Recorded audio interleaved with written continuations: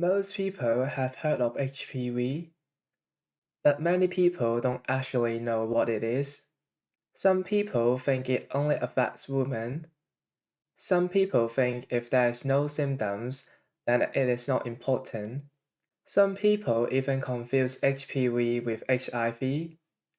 In reality, HPV is one of the most common viral infections in the world, and most infections cause no symptoms at all.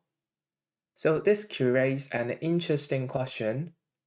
If most people don't even notice it, why is there a vaccine for HPV? Hi everyone, this is YUFORM. I'm a physiotherapy student in Australia. In a previous video, I talked about vaccines in general, and I also mentioned that I received the HPV vaccine myself.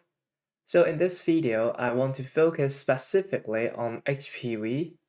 In this video, we will talk about what HPV actually is, why the HPV vaccines is recommended, some common misunderstandings about HPV, the difference between HPV and HIV, and later I will also share why I decided to get the HPV vaccine.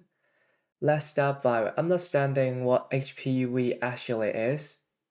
HPV stands for human papillomavirus. It is not just one virus, it is actually a group of viruses. There are more than 100 different types. HPV spreads mainly through skin-to-skin contact. It does not require blood transmission, and a person can have HPV without any symptoms.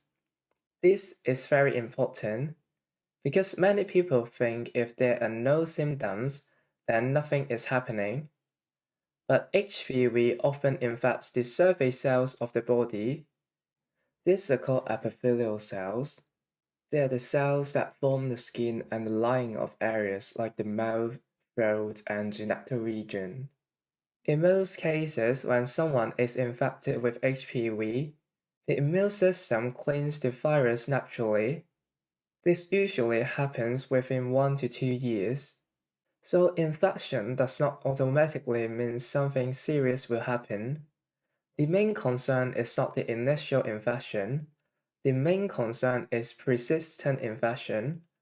Some types of HPV are considered low risk. They may cause warts, but they are unlikely to lead to cancer. Other types are considered high risk. If these high-risk types stay in the body for many years, they can interfere with normal cells regulation, and over a long period of time, this may lead to abnormal cell changes. So the important idea here is this. HPV infection is common, usually silent, often cleared by the immune system. But persistent infections with certain types can cause problems over many years. So now the question becomes, if most HPV infections clear naturally, why is there a vaccine? The key idea here is prevention. The HPV vaccine does not treat an existing infection. It works by preventing infection from certain types of HPV in the first place, and the vaccine mainly targets the types that are considered high risk, the ones associated with cancers, as well as some types that cause warts. Another important point is timing. The vaccine works best before exposure to the virus. That is why in many countries, the HPV vaccine is recommended for teenagers or young adults. So the idea is not that HPV is extremely dangerous for everyone. The idea is that HPV is very common, and preventing certain high-risk types early can reduce long-term risk. There are also many misunderstandings about HPV. One common misunderstanding is that HPV only affects women. This is not true. HPV can infect anyone. It can affect different parts of the body, including the throat and anal region, not only the cervix. Another misunderstanding is that if there are no symptoms, then there is no problem. But as we talked about earlier, HPV infections are often silent. No symptoms does not always mean no infections.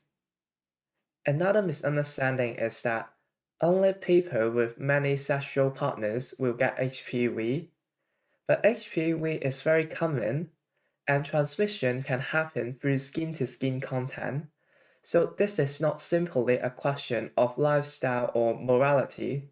It is mainly about how common the virus is. And another very common confusion is that people mix up HPV and HIV. They sound similar, but they are completely different viruses. So next, let's briefly talk about difference between HPV and HIV. HPV stands for human papillomavirus. HIV stands for human immunodeficiency virus. HPV often infects epithelial cells, which are surface cells of the body. HIV is very different. HIV attacks the immune system, especially certain red blood cells. HPV is very common. Many people will encounter HPV at some point in their life. HIV is much less common, and it is transmitted through blood, sexual fluids, and from mother to baby during birth. HPV often has no symptoms and is cleared by the immune system. HIV, if untreated, can progressively damage the immune system over time. Another big difference is vaccination. There are vaccines available for HPV, but currently there is no widely available vaccine for HIV. So even though the names sound similar, HPV and HIV are very different viruses, different transmission methods, different effects on the body, and different prevention strategies. So now I want to briefly share why I personally decided to get the HPV vaccine. This is a personal decision, not medical advice, and not telling anyone what they should do. For me, I tend to think about health in a preventive way, not only treating problems when they appear, but also thinking about long-term risk reduction.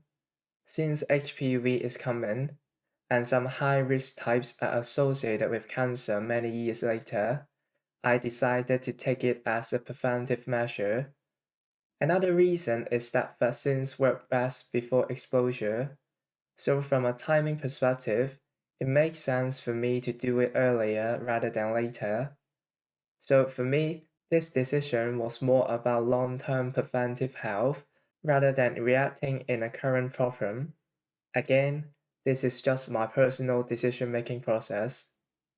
When talking about vaccines, it is normal for people to have concerns and questions. Some people worry about side effects. For the HPV vaccine, most side effects are mild, such as arm soreness, fatigue, and mild fever, and this usually resolve quickly. Another concern is cost. In some places, the HPV vaccine can be expensive if it is not subsidized. Timing is also something people often ask about. As mentioned earlier, the vaccine is most effective before exposure to the virus.